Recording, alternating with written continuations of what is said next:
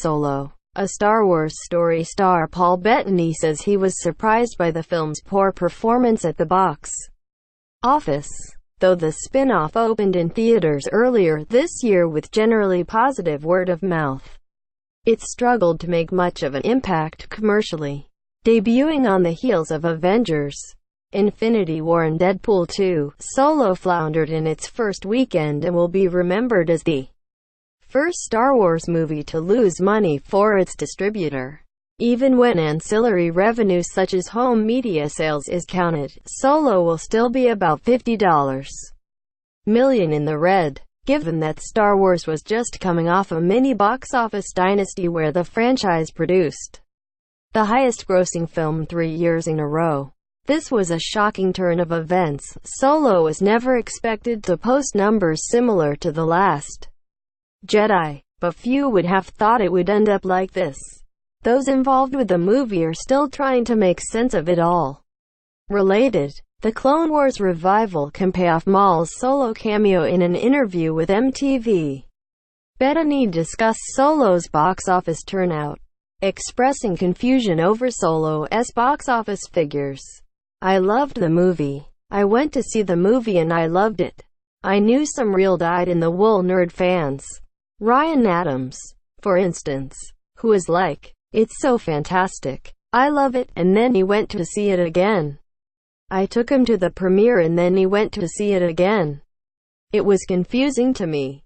I thought the story was so great. I thought the execution was so great. So it was surprising to me." Analysts blamed a lackluster marketing campaign, saying Lucasfilm did not do an adequate job of selling Solo to casual viewers. However, the infamous production woes may deserve more of the blame.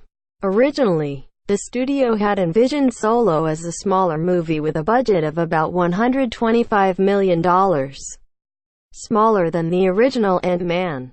But when Ron Howard took over for the fired Phil Lord and Chris Miller and reshot essentially the entire movie, the price tag doubled to a whopping $250 million.